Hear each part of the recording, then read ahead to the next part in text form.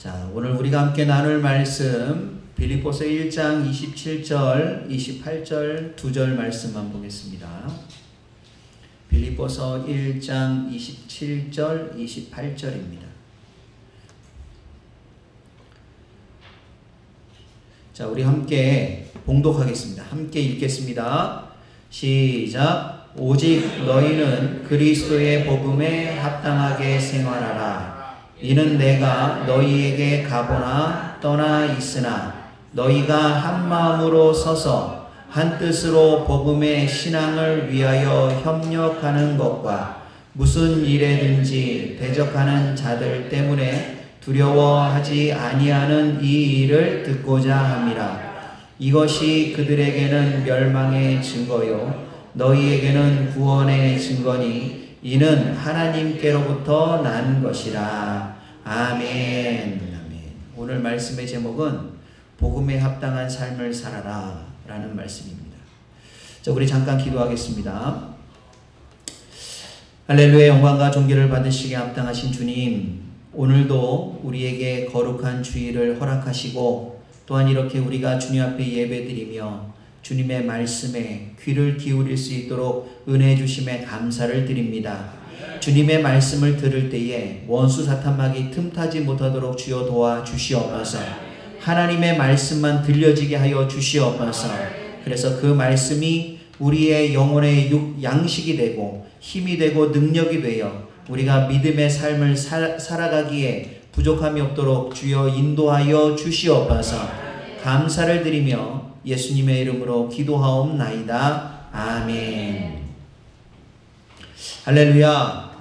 하나님의 크신 은혜가 충만하시기를 소망합니다. 네. 복음에 합당한 삶을 살아라, 이 제목으로 똑같은 본문으로 제가 설교했었습니다. 기억나십니까? 네, 7월 16일 이 말씀을 가지고 설교를 했었는데 다시 한번 그 본문을 가지고 설교를 합니다. 주님께서 감동을 주시더라고요. 한 번 더 해라 이렇게 말씀을 주셔서 본문의 내용은 조금 다릅니다만 이 말씀을 가지고 다시 우리 한번 살펴보려고 합니다. 여러분 명품 좋아하시나요? 명품을 안 좋아하는 사람이 있을까요? 명품, 저는 명품 잘 몰라요. 명품 잘 모르는데 제가 명품을 한번 이렇게 쭉 조사를 해보니까 이렇게 나오더라고요. 버버리 아시나요? 버버리?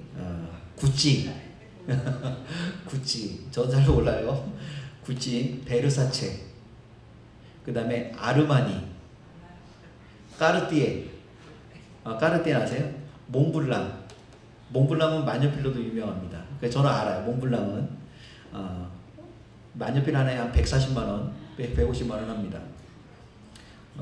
피아제, 던힐, 이거는 잘 아실 거예요. 샤넬. 샤넬은 아마 이거 향수가 있어서 아실 거예요. 루이비통. 루이비통, 그죠? 루이비통. 페라가모, 그 다음에 발렌시아. 이게 명품이래요. 명품 회사들입니다.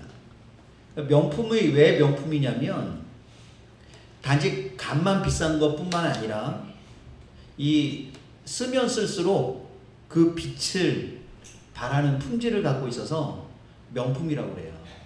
그래서 한번 이 명품을 소유하면 몇 대를 걸쳐서 사용해도 그렇게 명품의 가치를 나타낸다고 합니다. 그런데 요즘을 보면 이 명품의 브랜드가 진정한 그 가치를 드러내는 의미보다는 체면 유지 내지는 또는 맹목적인 모습으로 명품을 이렇게 따라가는 사람들이 많은 것 같아요.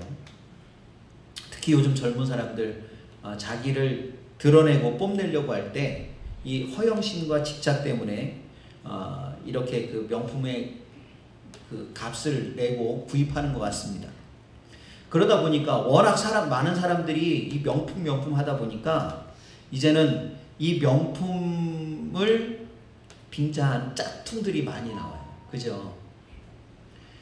진짜보다 더 진짜 같은 그러한 가짜 제품이 이렇게 나오다 보니까 이게 감별사도 있어요. 이제는 이게 진품이냐 가품이냐 하는 감별사도 있지 않습니까? 예전 뉴스입니다만 중국에요. 이게 뭐냐면 잡스도 놀랄 중국의 짝퉁 애플 스토어. 애플 스토어가 생겼는데 이게 짝퉁이라는 거예요. 진짜 애플 스토어가 아니라 중국에서 똑같이 갖다가 만든 그러한 그 가게랍니다. 그리고 중국에는요 프랑스 파리를 그대로 모방해가지고 만들어 놓은 도시가 있어요. 그 다음에 그 강해 도시의 이름이 뭐죠? 베르사체인가요? 하여튼 강해 도시 그걸 똑같이 갖다 놓고 그런 그 모조품들을 중국에다 똑같이 도시를 세워서 만들어 놓은 데가 많이 있다고 합니다. 참 대단한 나라입니다. 그래서 우리가 저 사람이 들고 다니는 게 이게 진짜냐 짝퉁이냐 그거를 구별하는 법이 있대요. 우리 일반 사람들이 볼 때 구별하는 법이 있어요. 그게 뭔지 아십니까? 어떻게 구분하냐면 비 오는 날 보면 안 돼요. 비 오는 날 그 가방을 그 명품 가방을 머리에 이고 뛰어가면 그건 가짜예요. 그죠? 가슴에 품고 가면 그건 진짜입니다. 또 그리고 레스토랑에 가가지고 의자 옆에 그냥 놓으면 그러면 그거는 가짜일까요? 명품일까요? 의자 옆에 놓으면 그거는 진짜예요. 의자 옆에 놓으니까. 바닥에 내려놓으면 그거 가짜예요.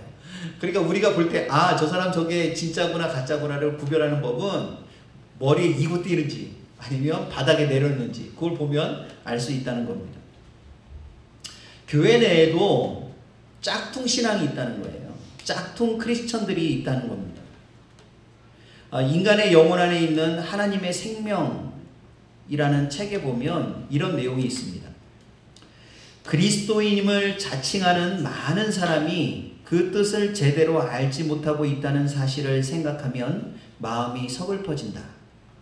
그러니까 그리스도인이라고 하는데 자칭 그리스도인이라고 하는데 그 뜻이 뭔지를 모르고 사용하는 사람들이 있다는 거예요. 그래서 어떤 이들은 특정 교회의 신조를 받아들이기 때문에 나는 그리스도인이다 라고 생각을 한다는 거예요. 하지만 그들이 지닌 유일한 증거는 어떤 특정 교회나 교파에 소속되어 있는 거라는 거죠. 또 어떤 사람들은 자신의 선행 때문에 자기 자신을 그리스도인으로 여긴다는 거예요. 나는 이웃과 더불어서 화평하게 지내고 과음과 가식도 하지 않고 교회에 다니고 기도하고 이따금 가난한 사람을 돕기 때문에 나는 그리스도인이야 라고 생각을 한다는 거예요. 그런가 하면 또 정서적으로 깊은 종교 체험을 했기 때문에 자신을 그리스도인으로 여기는 사람들이 있습니다. 그들은 항상 열정적인 기도를 시도하고요. 천국에 대해서 깊이 묵상을 통해서 감정적 체험을 얻으려고 한다는 거예요. 그래서 자신의 감정 상태 때문에 그리스도께서 나를 받으셨다라고 생각을 한다는 거예요. 그들은 그리스도를 깊이 사랑한다는 증거가 내 감정에 드러난대요. 그러니까 감정이 좋을 때는 이런 신앙의 위험은 뭐냐면 감정이 좋을 때는 주님이 나를 너무나 사랑하시는 것 같아요. 근데 감정이 바닥을 칠 때는 하나님이 날 사랑하지 않는 것 같은 거예요. 그런 일들이 벌어지는 거죠. 진리를 알고 선한 일을 하고 감정적인 체험을 하는 게 그리스도인의 삶의 일부긴 맞아요. 일부긴 하지만 구원 자체로 오인돼서는 안 된다는 거예요. 구원은 그거와 다른 문제입니다. 그러니까 우리는 참된 그리스도인 이런 이야기를 들으면 그럼 참된 그리스도인은 누구일까 이런 생각이 들 수밖에 없어요. 근데 오늘 말씀에 보면 어떤 사람이 참된 그리스도인이에요? 복음에 합당한 삶을 사는 사람들이 참된 그리스도인입니다. 오늘 말씀은요 빌립보 교회에 보내는 바울의 편지에 있는 내용입니다. 이 빌립보 교회에 대해서 여러분 아실 거예요. 사도행전 16장에 보면 여기에 관련된 이야기들이 나옵니다. 빌립보 교회는 바울이 유럽으로 넘어와서 처음으로 세운 교회예요. 바울이 기도할 곳을 찾으러 다니다가 강가에서 여인들이 모여 있는데 거기 가서 복음을 전합니다. 그 복음을 전했더니 그 복음을 들은 루디아라는 여인이 바울의 그 복음을 듣고 마음에 감동을 받아요. 그래서 그리스도를 영접합니다. 그리고는 자기의 집을 개방을 했어요. 자기 집을 개방해서 바울과 그 일행들을 데려다가 자기 집에 머물게 했어요. 그리고 그곳에서 교회가 시작이 됐습니다. 바울은 그 루디아의 집을 기점으로 해서 빌립보 지역에 전도를 다녀요. 전도를 다니는데 바울이 나갈 때마다 웬 여자가 그렇게 쫓아오는 거예요. 이 여자는요, 누구냐면 귀신 들린 여자였습니다. 이 귀신 들린 여자인데 이 귀신 들린 여자는 바울이 다닐 때마다 쫄쫄쫄 쫓아오면서 사람들한테 막 외치는 거예요. 뭐라고 외치냐면 이 사람들은 지극히 높은 하나님의 종들인데 여러분들에게 구원의 길을 전하고 있습니다 하고 막 뒤에 쫓아오면서 계속 그러고 소리 지르는 거예요. 바울이 처음에는 그냥 무시했어요. 저럴 수 있겠지 하고 그냥 그 바울이 이렇게 다니는데 계속 바울이 며칠을 그냥 다닐 때마다 쫓아오면서 이 사람들은 하나님의 사람들이에요. 이 사람들은 당신들을 위한 구원을 전하고 있어요 하고 막 계속 외치니까 너무너무 시끄러운 거예요. 그러니까 자기가 복음을 전해야 되잖아요. 근데 이 여인이 뒤에서 소리를 지르는 바람에 복음을 전할 수가 없는 거예요. 그러니까 어떻게 해요? 바울이 딱 돌아서서 내가 예수 그리스도의 이름으로 명하노니 그 여자에게서 나와라 하고 명령을 해버렸어요. 그랬더니 귀신이 그 즉시 이 여인을 떠나버립니다. 귀신 들렸던 여자가 해방이 된 거예요. 근데 문제가 생겼어요. 이 여자가 누구냐면 귀신 들린 것 가지고 점을 치는 여자였어요. 이 점 치는 여자이기 때문에 사람들이 그 당시에 점을 왜 친다고, 여러분 제가 그 성경 공부 시간에 점에 대해서 말씀을 한번 드렸죠. 점을 왜 친다고요? 미래에 대해서 빨리 알고 싶어서, 그죠? 미래에 대해서 빨리 알고 싶어서 점을 치잖아요. 그러니까 사람들이 점을 치는 것, 이제 점을 치려고 이 여자를 찾는데 이 여자가 점을 못 치는 거예요. 귀신이 떠나가 버렸으니까 이게 앞을 내다볼 수가 없는 거예요. 근데 이 여자에게는 주인이 한둘이 아니에요. 이 여자를 소유하고 있는, 지분을 소유하고 있는 그런, 그러니까 지금 말하면 우리가 주식이라는 걸 하지 않습니까? 주식이라는 걸 하시는 분들도 있을 거예요. 그 주식이 뭐예요? 회사의 지분을 내가 갖는 거잖아요. 그죠? 그래서 회사가 가치가 올라가면 주식값도 올라가고 가치가 떨어지면 주식도 내려가는 거예요. 내가 주식을 갖고 있다는 건 그 회사에 대한 권리를 내가 갖고 있다는 얘기거든요. 근데 이 여자도 마찬가지였어요. 주인이 많았다는 건 이 여자에 대한 권리를 몇 사람이 갖고 있었다는 거예요. 그런데 그 사람들이 그 여자를 갖고 있는 그 가치가 뭐였어요? 이 여자가 점을 치고 돈을 버는 거였거든. 근데 여자가 돈을 못 버는 거예요. 그러니까 주인들이 화날까요? 안 날까요? 쓸모가 없어진 거 버리잖아요. 그러니까 그냥 화가 나서 누가 이렇게 만들었냐? 이 여자를. 그러니까 바울이잖아요. 그러니까 바울을 잡았습니다. 바울을 잡아다가 관리한테 끌고 갔어요. 그 주인들이 끌고 가가지고는 관리한테 고발을 하는 거예요. 뭐라고 고발하냐면 이 사람들이 우리가 정말 알 수도 없고 감당할 수도 없는 관습을 전하는 사람들입니다. 이 사람들은 아주 못된 관습을 우리에게 전합니다. 이 사람들을 벌해 주십시오 하고 고발을 한 거예요. 그러니까 관리가 보니까 끌고 온 주인들이 다 그 당시에 그 지역의 주지들이에요. 그러니까 능력 있는 사람들이에요. 그러니까 그 사람들이 와가지고 고발을 하니까 그냥 앞뒤 사정도 살피지 않고 매우 쳐라 해가지고 그냥 옷을 벗기고 매우 칩니다. 그냥 두들겨 맞은 거예요. 막. 실컷 두들겨 맞고 감옥에 가둬라 해가지고 감옥에 가둡니다. 근데 그때 당시에 감옥은 지하 감옥이에요. 지하 감옥. 땅 밑으로 지하입니다. 근데 바울과 신라를 어디다 가두냐면 가장 땅 깊은 곳에 가둬놔요. 그래가지고 이 바울과 신라가 두들겨 맞았죠. 그 다음에 가장 깊은 감옥에 갇혔죠. 얼마나 억울하겠어요. 내가 한 것은 한 사람을 구원한 것밖에 없는데 얼마나 복장이 터지겠어요. 근데 그들은 그렇게 안 했다는 거예요. 그 지하 감옥에 갇혔는데도 그냥 자유롭게 내둔 게 아니라 손과 발에 착고를 채워가지고 가둬놓은 거예요. 깊은 한밤중이 됐습니다. 바울과 신라가 그 깊은 감옥에서 하나님께 기도하고 찬양하기 시작했어요. 그 찬양하는 소리를 그 감옥에 있던 모든 사람들이 다 들었다는 거예요. 그렇게 찬양을 할 때, 그렇게 힘들고 그렇게 두들겨 맞고 억울하고 그 아프고 한 상태에서도 하나님을 찬양했습니다. 그 찬양의 소리가 들려올 때 갑자기 지진이 나는 거예요. 근데 그 지진이 희한한 지진입니다. 여러분, 보통 지진이 나면 집이 무너져요, 안 무너져요? 다 무너져 버려요. 지하 감옥 같은 경우는 어떻겠습니까? 다 무너져 버려요. 이 지하 감옥은 완전히 함몰돼 버립니다. 지진 나면. 그런데 오늘 성경에도 보면 큰 지진이 났다고 그래요. 지축이 막 흔들린 거예요. 큰 지진이 난 거예요. 근데 감옥은 하나도 무너지지 않고 감옥의 문들만 다 열리고요. 사람 손에 채워져 있던 착고들 그게 다 풀려버린 거예요. 큰 지진이 나면서 기적이 일어나 버린 거죠. 그러니까 간수가 자다가 깬 거예요. 잠에서. 깨서 보니까 다 문이 다 열려 있고, 야, 이거 다 도망갔구나. 이거 죄수들 다 도망갔구나.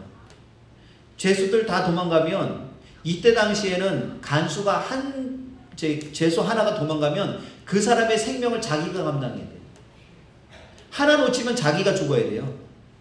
그러니 간수가 딱 보니까 도망간 사람이 한둘이 아닌 것 같은 거예요.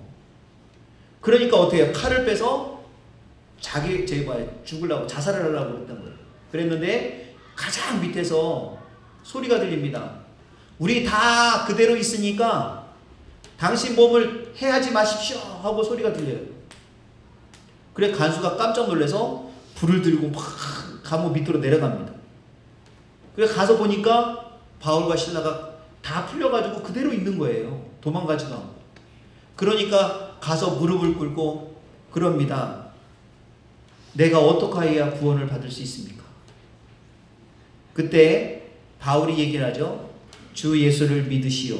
그리하면 그대와 그대의 집안이 구원을 얻을 것이오. 그래서 이 간수가 바울과 신라를 자기 집으로 데려가서 씻기고 밥을 먹이고 그리고 복음을 듣고 그 간수의 집이 온 집이 다 구원을 받았다는 게 사도행전 16장에 나와 있어요. 이게 빌립보에서 일어난 일이거든요. 바울이 지금 이 편지를 쓰고 있을 때는 그 장소가 어디냐면 로마입니다. 로마. 이제는 그 빌립보 지역을 지나서 이제 전도 여행을 하다가 로마로 잡혀간 거예요. 로마로 잡혀가서 가택연금을 당했습니다. 그 가택연금을 당해서 있는 가운데 빌립보 교회에 대한 소식을 들었어요. 그래서 이 편지를 써보냅니다. 당시에 빌립보 교회에서 파당 짓는 일이 있고 분열할 조짐이 보였기 때문에 그런 편지를 써서 보냅니다. 바울이 편지의 내용이 뭐겠어요, 그러면? 편지의 내용이 교회에 파당이 있는 것은 그리스도의 몸을 나누는 일이기 때문에 피해야 된다라는 말씀을 전하고 싶은 거예요. 그죠? 바울 사도는 빌립보 교인들에게 복음에 합당한 삶을 살라고 권면합니다. 그러면 복음에 합당한 삶이 뭘까요? 복음에 합당한 삶. 오늘 말씀을 주의 깊게 보면 바울 사도가 말하는 복음에 합당한 삶의 결과가 뭔지는 알 수 있어요. 27절, 28절은요. 복음에 합당한 삶을 사는 사람들에게 나타나는 현상이 있다라고 하는 거예요. 자, 27절 같이 읽겠습니다. 시작. 오직 너희는 그리스도의 복음에 합당하게 생활하라. 이는 내가 너희에게 가보나 떠나 있으나 너희가 한 마음으로 서서 한 뜻으로 복음의 신앙을 위하여 협력하는 것과 이렇게 돼 있어요. 이는 이라는 것은 뭐냐면 복음에 합당한 생활을 해라. 그러면 이런 결과들이 나타난다 라는 얘기거든요. 복음에 합당한 생활을 하면 이런 결과들이 나타난다. 그게 뭐예요? 한 마음으로 서서 한 뜻으로 복음의 신앙을 위하여 협력하게 된다는 거예요. 자기 영광을 위한 삶이 아니라 하나님의 영광을 위해서 사는 삶을 살게 된다는 얘기입니다. 복음에 합당한 삶을 살게 되면. 제가 금요 철야 때 한번 말씀을 드렸어요. 제가 들은 얘기인데요. 충청도 충청도에 저희 감리교입니다. 감리교회에 열정이 아주 대단한 사모님이 계셨어요. 이 사모님이 얼마나 열정이 대단하고 열심히 대단했냐면 교회 차량 운전부터 시작해가지고 뭐 교회 일을 막 열심히 하시는 분이고 이 전도에 또 특히 열심을 내시는 그러한 사모님이셨어요. 그러니까 얼마나 열심히 전도를 다녔는지 그 지역에서 이 사모님을 모르는 사람이 없어요. 그냥 무조건 만나면 예수 믿으라고 막 붙잡고 막 얘기하고 막 이러니까 너무나 막 사람들이 그 사모님만 보면 저 사모님 또 왔네 이러고 할 정도로 이 사모님이 아주 그렇게 막 간데 또 가고 막 이러면서 전도를 다녔던 분이에요. 그렇게 열심히 전도하고 하나님의 영광을 위해서 열심을 내던 분이 어느 날 갑자기 좀 배가 이렇게 불러오면서 아프더래요. 그래가지고 병원에 간 겁니다. 병원에 가서 검사를 맡아봤는데 세상에나 온 몸에 암이 다 퍼졌다는 거예요. 온몸에 다 암이 퍼져가지고 이제는 살 날이 얼마 안 남았다라는 진단을 받은 거예요. 여러분 이렇게 되면 하나님이 원망스러울까요? 아니면 하나님이 원망스럽지 않을까요? 내가 열심히 주님의 일을 했어요. 근데 온몸에 암이 퍼졌대. 원망스러워요? 안쓰러워요? 원망스러운 게 당연한 거예요. 인간은. 내가 주님을 위해서 이렇게 열심히 일했는데 주님의 영광을 위해서 이렇게 열심히 살았는데 어떻게 내 몸에 이렇게 암이 있게 하나님 하실 수 있습니까? 원망스럽죠. 그래서 이 사모님이 하나님 앞에 원망하는 기도를 드렸어요. 하나님 이러실 수 있습니까?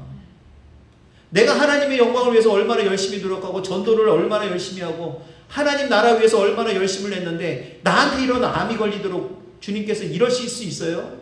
하고 하나님 앞에 항의하면서 기도를 했어요. 그런데 마음 깊은 곳에서 한 음성이 들리더래요. 그 음성이 뭐냐면 그동안 너는 누구의 영광을 위해 일해왔느냐? 너의 영광을 위해 일하지 않았느냐? 이런 말씀을 이 마음 깊은 곳에서 하시더라는 거예요. 사모님이 그 음성을 듣고는 깜짝 놀랐어요. 자신은 하나님의 영광을 위해서 일해왔다고 생각을 했는데 하나님 때문에 열심히 살았다고 생각을 했는데 하나님은 아니라는 거예요. 그 사모님이 열심히 한 이유는 교회가 부흥되고 그래가지고 다른 교회다 좀 우리 교회 이렇게 부흥돼서 보여주고 싶고 자랑하고 싶었던 거예요. 남편 목사님이 가는 곳마다 저 교회 목사님 저 목사님의 교회 부흥됐다. 저 목사님 대단하다. 하는 그러한 얘기를 목사님이 듣게 하고 싶었던 거예요. 하나님의 영광이라는 타이틀은 가졌지만 사실은 나의 영광을 위해서 열심히 살아왔다는 것을 깨닫고는요. 정말 하나님 앞에 두려웠대요. 내가 나를 위해서 살았구나. 그래서 하나님 앞에 회개했다는 겁니다. 그러면서 또 한편으로 드는 생각이 뭐냐면 혹시 내가 내 영광만 구하다가 내가 구원받지 못한 거 아니야? 하는 이런 두려움까지도 오더라는 거예요. 그래서 다시 새롭게 주님을 영접하고 목사님들을 초청해서 하나님께 마지막 예배를 드리고 하늘나라 가셨대요. 나중에 저도 전해들은 얘기입니다. 아, 그 사모님이 그러셨구나. 저희 지방의 한 목사님은요, 건강검진을 했는데, 제가 한번 말씀을 드렸어요. 초기, 이렇게 검진을 했는데, 암이 발견된 거예요. 초기 암이. 그러니까 병원에 갔더니, 암이라고 그래가지고, 깜짝 놀라서 이제 삼성의료원에 가서, 이제 정밀 진단을 받은 거죠. 정밀 진단을 받았는데, 그 의사가 그러더래요. 아니, 이거 어떻게 알고 왔냐고. 이 정도는 표도 안 나고 티도 안 나기 때문에 몰랐을 텐데 어떻게 알고 왔냐고. 그래서 건강검진을 하다가 발견했다. 그랬더니 그래 쭉 조직검사하고 뭐 하고 하더니 그런 얘기를 하더래요. 그나마 다행이라는 거예요. 그나마 다행인 게 뭐냐면 식도와 위가 연결되어 있는 윗부분에 암이 생겼대요. 그래서 위쪽만 좀 잘라내면 된다는 거예요.